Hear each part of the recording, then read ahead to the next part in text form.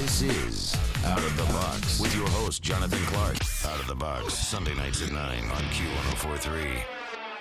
Hey, welcome back, Jonathan Clark. We're in the studio with William DuVall. His debut solo album is One Alone. We're holding it up right here. Many bands, of course, before being the lead singer or co-lead singer of Alice in Chains for the past 13 years and 3 albums, which is hard to believe, William.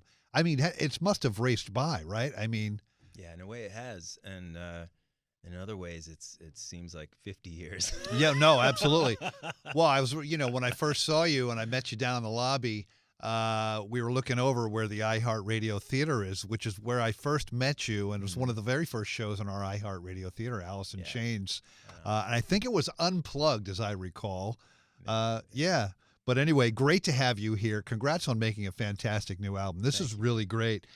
And the album really says it all. It's the whole album, it's, One Alone. It's you and an acoustic guitar, right?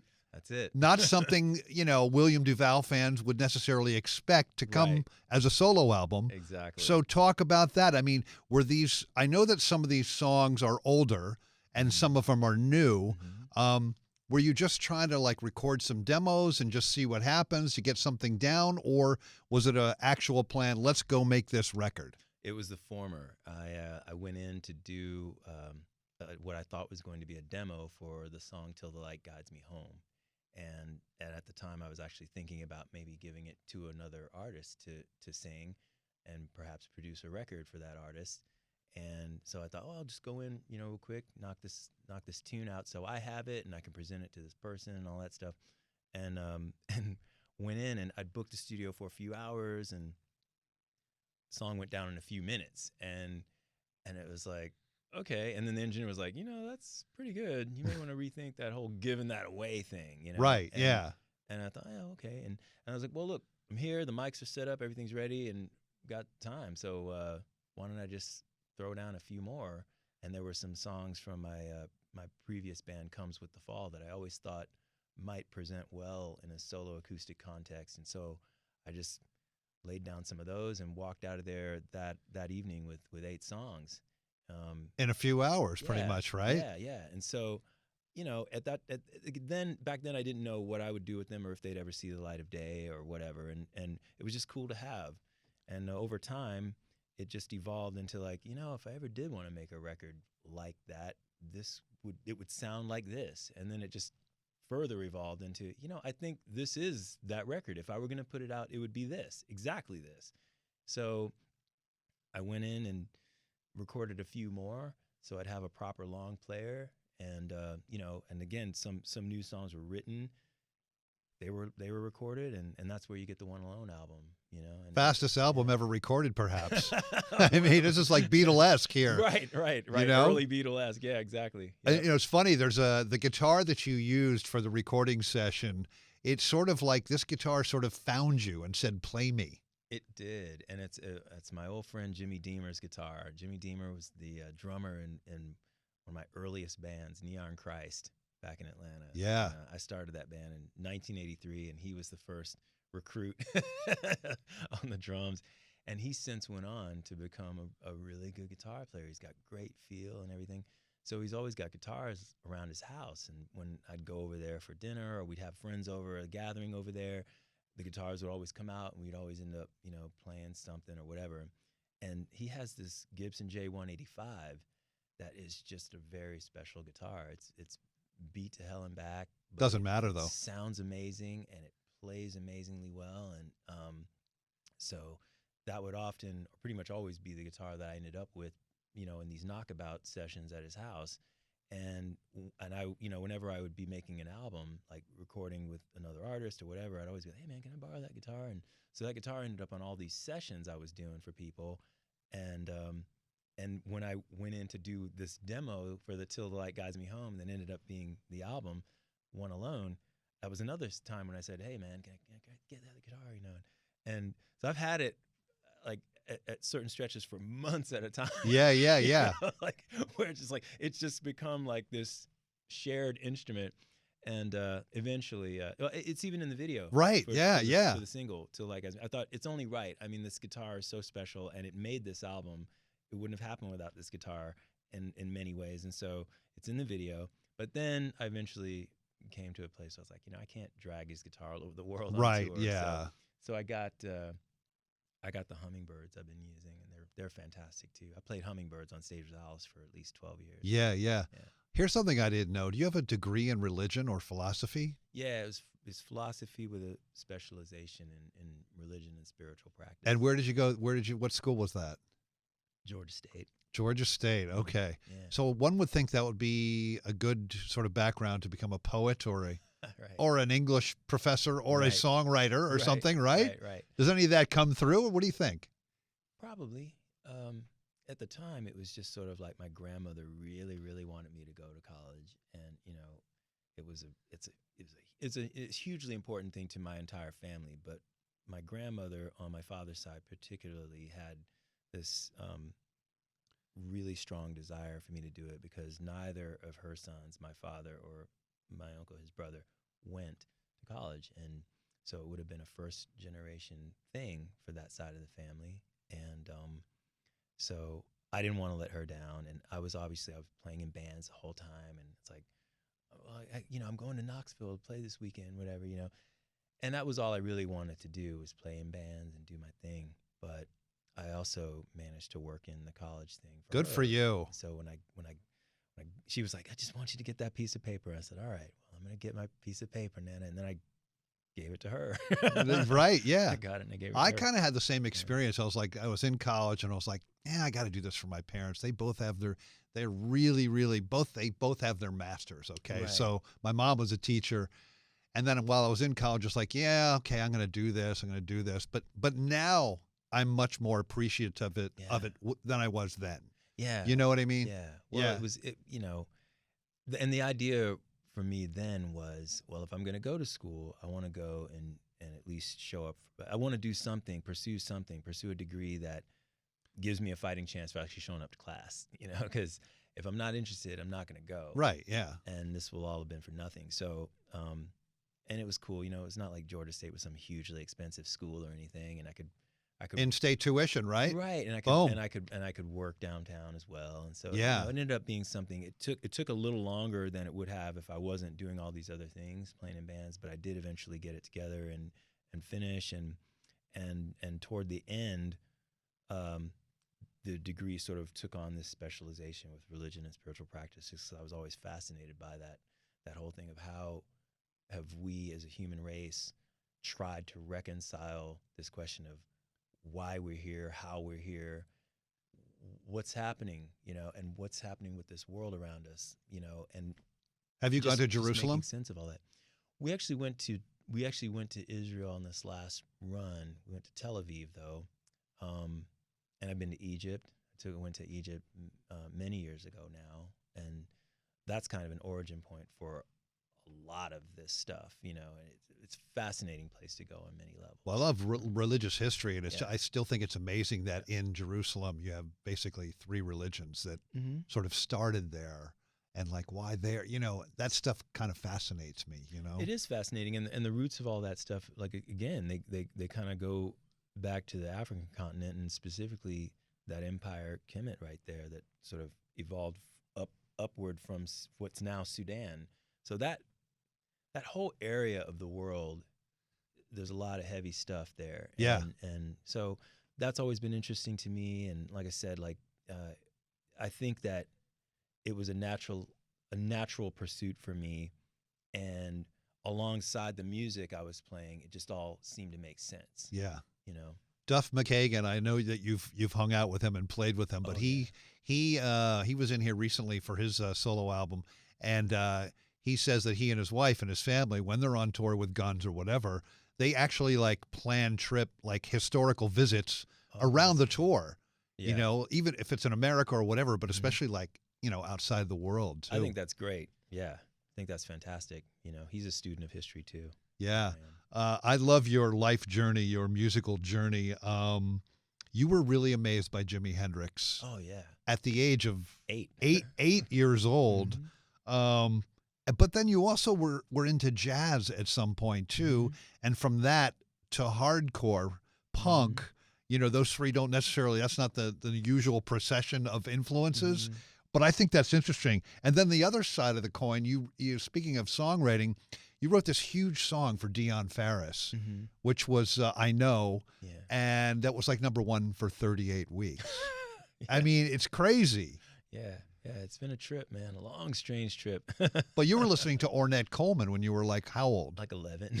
Unbelievable. That's like a really unique. At one point, you crossed paths with a guy that's been in this studio a lot, Vernon Reed, Mhm. because he's from the tri-state area of Living Mhm. Color. But this was wild. You were backstage at a Rolling Stone show, Mhm. and that's how you met Vernon. Yeah, we met right around that time because I had a band back then called No Walls. No Walls was like a trio, and we kind of did this mixture of jazz and rock and world music, kind of all fused together. And it sort of the closest thing to which I might be able to compare it is like it's sort of its own version of what Jeff Buckley would end up doing some years afterward, some years after we had broken up. And where it's he's listening to Nusrat Fateh Ali Khan, but he also loves Led Zeppelin, but he also just Yeah. on down the line, and it's all making its way into the music.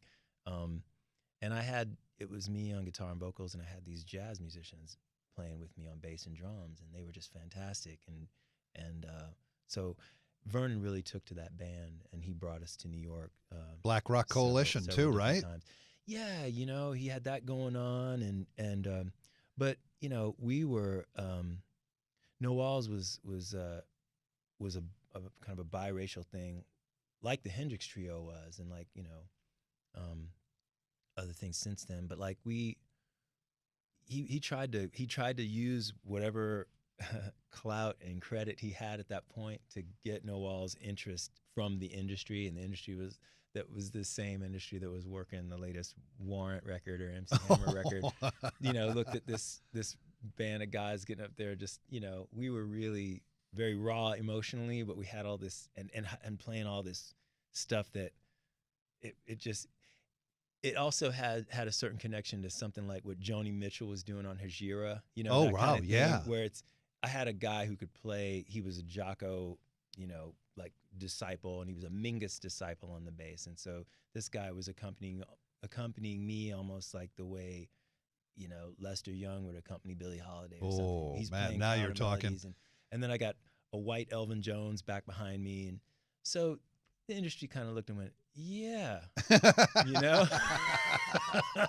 Well, then it comes full circle because Jimi Hendrix comes back into the picture because you get to go to Electric Ladyland and record something, right? Yeah, Vernon brought us to Electric Lady, and that was incredible. I'm like 22 years old and just like working in this room that I was told was Hendrix's apartment when he was alive. So it was the upstairs Studio C, I believe. And so it was like, oh my God. I mean, it was so...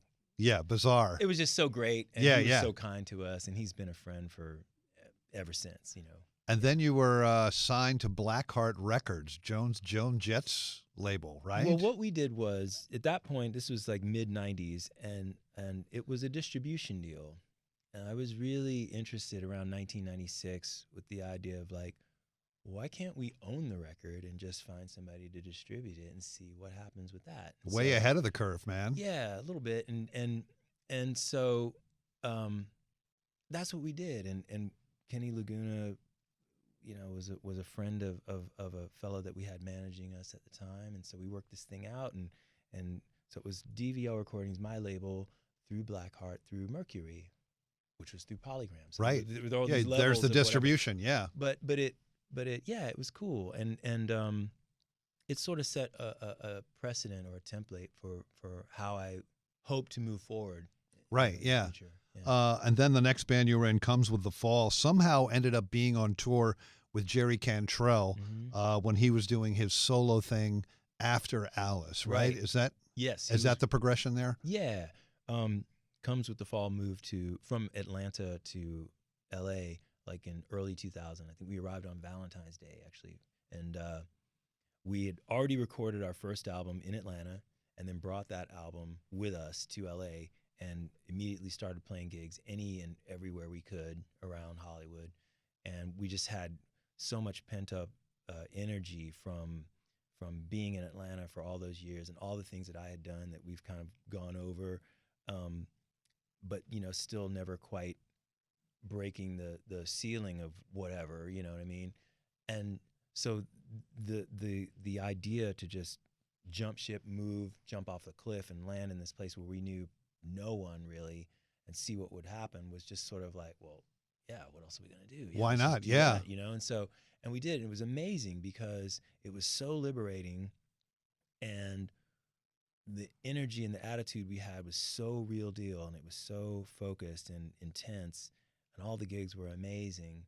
And soon after we arrived, Cantrell came on the scene because he'd heard about us, and he heard our first album. A mutual friend had turned him on to that album we brought with us, and once he finally listened to it, he was just like, "Oh my God, okay, right, this is great. I got to meet that guy." And so we met at this club, the Dragonfly, there in Hollywood, and became virtually inseparable.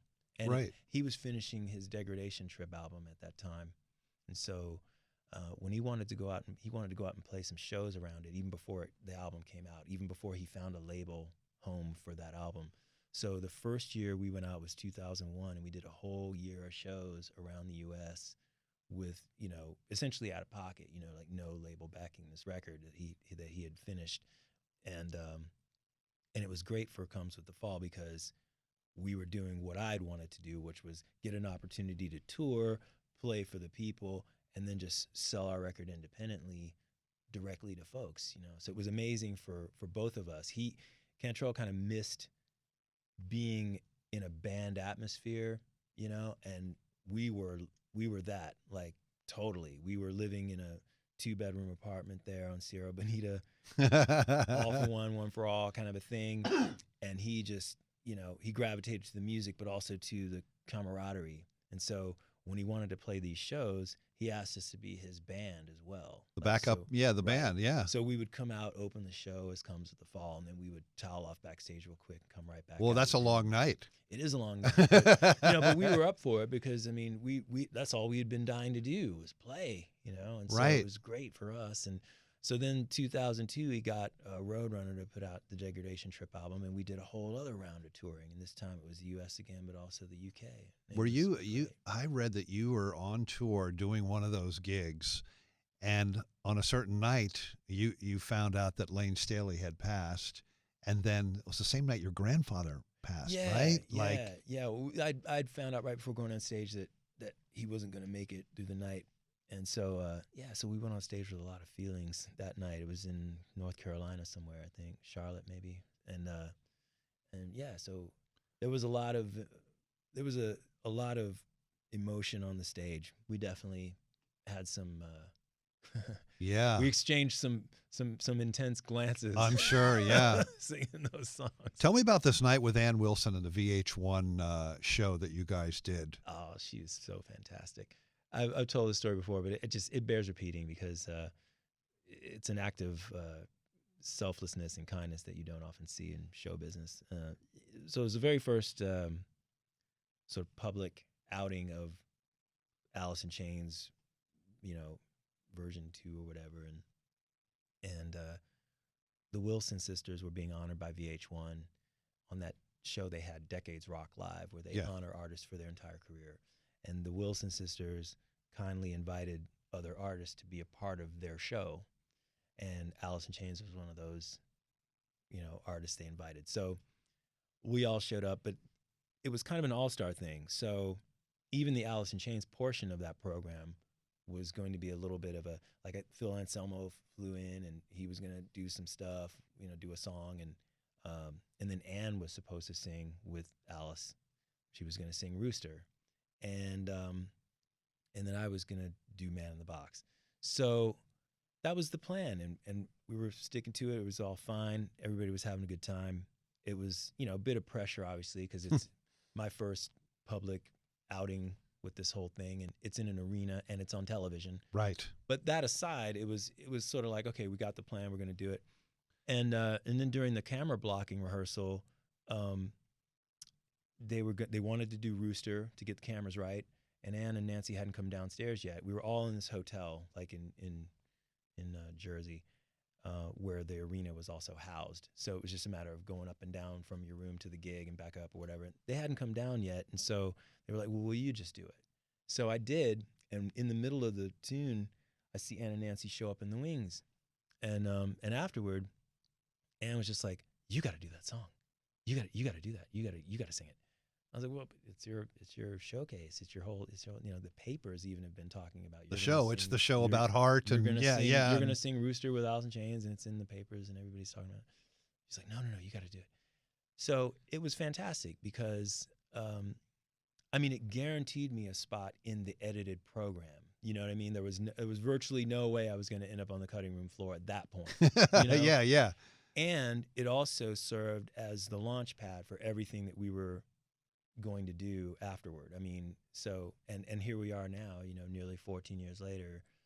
3 albums because of that launch. But I just thought it was really fantastic of her to do that, and I really appreciate it. And I know you've heard this a million times, but the first time I heard you singing with the band on that first record you did with them, I was blown away because I had such a fondness for Lane and Alice in Chains and the early records and everything like that. But I was so blown away about the blending of your voice with Jerry that it was just amazing. I mean, do you recall the first time that you were actually singing an Alice in Chains song together? And was it?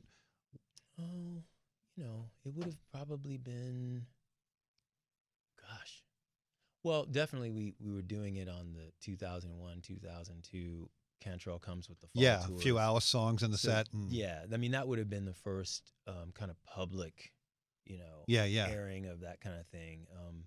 And again, we were doing it night after night. We were doing a lot of 4 in a row, 5 in a row. It's like it was real touring, like nitty gritty touring, and so that was the first series of, we're doing it in Fayetteville, Arkansas, we're doing it in Raleigh, we're doing, we're coming to a town near you, we'll get there eventually. Was there a moment where you both kind of looked at each other and said, "Wow, this really sounds good together"? Well, yeah, I think our thing was just always like, it was a pretty natural thing. I mean, he was in our apartment all the time. He eventually moved into the building that we lived in downstairs, and it was like we were just around each other a lot, and we were playing a lot. He would ask me to teach him Comes with the Fall songs. He would play those songs with us on stage when we were playing in Hollywood. So there was this natural exchange going on. It's like, oh, like, okay, so what are you doing there in like Sick Man or whatever? Like, what's the riff there, and what are you doing in that first song on your album, that We Come Undone song? So there was exchanges like that happening a lot, and there were also apartment jams. We would have these jams. It was awesome because, we'd go out to the clubs or whatever, and then come back, and 30 people would come back with us to our place, and we'd be playing music and all that. And if a neighbor complained or whatever, it'd be like, "Well, you want to talk to the manager? He's smoking a joint right over there." And so it was that for like a year, that stuff went on before we ever played our first show in public, on the Cantrell Comes with the Fall runs that we did. So there was a lot of stuff leading up to Yeah. So I'm sure we probably, sitting in the living room, maybe did like Down in a Hole or something like that. Yeah. It's just a natural thing. Right. William DuVall is his name. The new debut solo album is One Alone. All the tour dates for William, WilliamDuVall.com. Please indulge us on this story about playing in front of Jimmy Page. Oh, God. Please. Yeah. Please. Well, Paul Allen used to do these charity events in Seattle every year, and it would raise money and all that stuff. And Jimmy Page was the honoree in 2015. So an all-star band was immediately assembled. Which included? Oh, gosh, it was Barrett Martin on drums. It was Duff McKagan on bass. Cantrell played guitar. Kim Thiel sat in on guitar on a couple of songs. Whoa.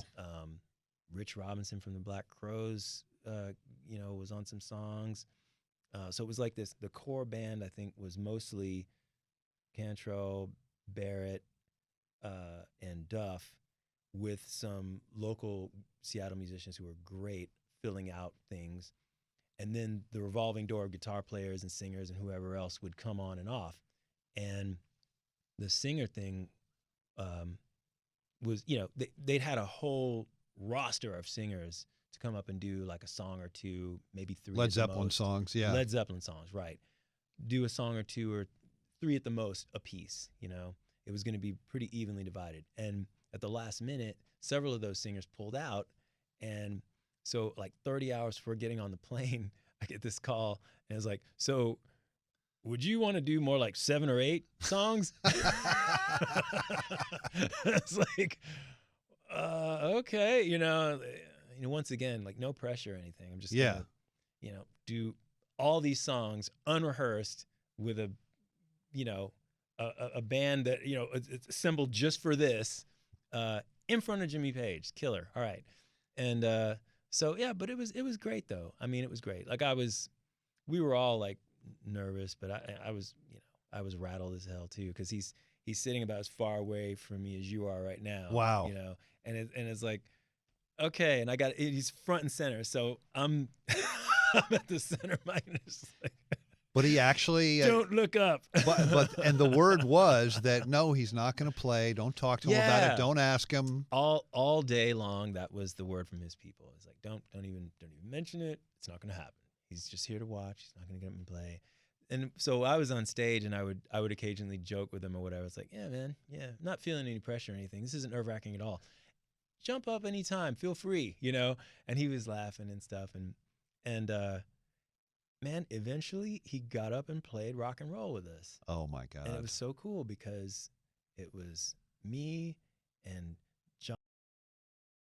Rich Robinson's group, the Magpie Salute. Yeah. And Paul Rogers, That guy can sing. Yeah, and we all exchanged verses, and it was just great, man. And Jimmy Page was right here. I mean, he's right over my shoulder, and he's like a sunburst Les Paul appeared out of nowhere. And of course it did. And he's just up there doing his moves. He's making the faces. It was just like, oh my God, this is crazy. And like I'm looking over, I'm like, oh my God. So and there were tables to the side of me, like the stage kind of curved, and there were tables curving around with it. And I was like, you know what?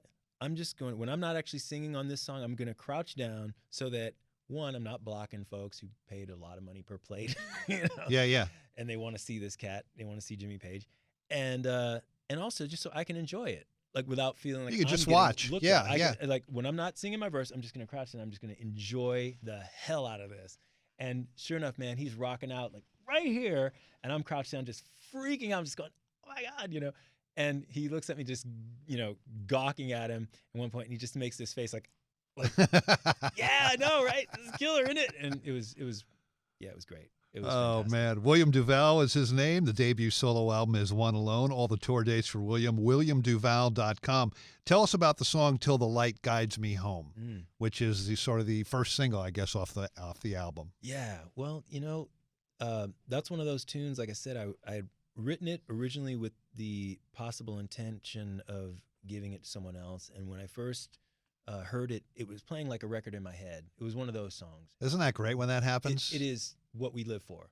It's what we live for. And it doesn't happen nearly often enough. Yeah. But when it does, you just go, okay, I'm in, and you just let it happen.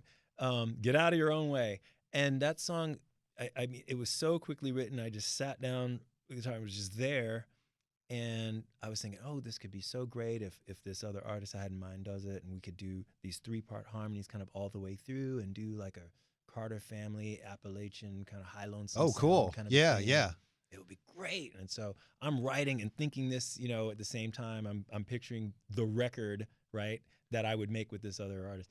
And once I had the tune, I was like, yeah, man, like, that's great. And I wasn't really thinking so much about how personal it was. There was a little bit of a denial defense mechanism thing going on about, some things going on. And, but again, the song reveals all. When it's right, it's right. And so going in to do it in the studio, recording that demo that you now hear on the album, it's the same take. that's when it started revealing itself to me as like, whoa, man, okay, yeah, I went deeper than I thought I did, and it just is what it is, and it's kind of cool, and I realized that it was one of those kind of breakthrough songs, because I'm lousy finger picker, and I certainly don't subject myself to that. I don't never write songs that way. This one, totally an exception. Well, it just came out of you, sat down and started picking, right? I mean, it was just like, I guess I have to do this. I have to figure this out. And I'm still figuring out really how to play that song, as I am with a lot of the songs on One Alone, because every night's different. And one of the luxuries of playing without a band, as much as it can be nerve-wracking, it's also liberating, because you really can do whatever the hell you want with your tune in the moment. You can stop whenever you want, change things up whenever you want, attack a note in a different way, attack a line in a different way, speed up, slow down as you like. And so it's really cool. But that song, I would classify it, there's a handful of songs in every songwriter's life where you just kind of know. It's like, yeah, okay, I got that one. That one's pretty good. And you shot a video for that song too. Now, was that in Atlanta? Where did you shoot that? Yes, I was in Atlanta. And I just thought, hey, let's keep this really simple, like the song is, but let's try to convey a little bit of the sense of the tune, in terms of like, this is a traveler, right? This is a seeker. He's looking for something that he's not getting, and he's made some mistakes. He's trying to own up to those mistakes, and he's trying to find his way home, literally and metaphorically. So just made it about that. It's like, there's this cat like walking through these different situations. But I wanted to use the city of Atlanta just because of my own history there, and the fact that I'm there a lot of times and I'm not on the road. It's kind of where I live or whatever, and I came of age there. So, we hit some neighborhoods that have always had personal significance to me, like Little Five Points and East Atlanta and all that stuff, His name is William DuVall. The new album is One Alone, and everyone should go out and buy this, and by all means see William on tour. All the tour dates, williamduval.com. The last question, the Rainier Fog freight train has pulled into the station for a while. Mm-hmm. Any word on anything new happening with Jerry and the boys, writing, recording, or anything like that? Not at the moment, no. Not at the moment. We're just we're chilling out for a while. Yeah, and I got my work cut out for me anyway. I'm going to be busy for a while anyway, so it's but yeah, we're good. And I'm sure that at some point, you'll get a call. The phone will ring, the emails will start flying around, the office is going to send this offer or that offer or whatever, and we'll have to get back on the train. We'll have to consider. Yeah. We'll have to consider what's before us. Hey, man, thank you. Great to meet you, or great to re-meet you again after all these years. And I think the album is fantastic. And stay safe on the road, whatever you do. And please come back here anytime. Thank you so much for having me, man. It's been an honor. This is Out of the Box with your host, Jonathan Clark. Out of the Box, Sunday nights at 9 on Q104.3.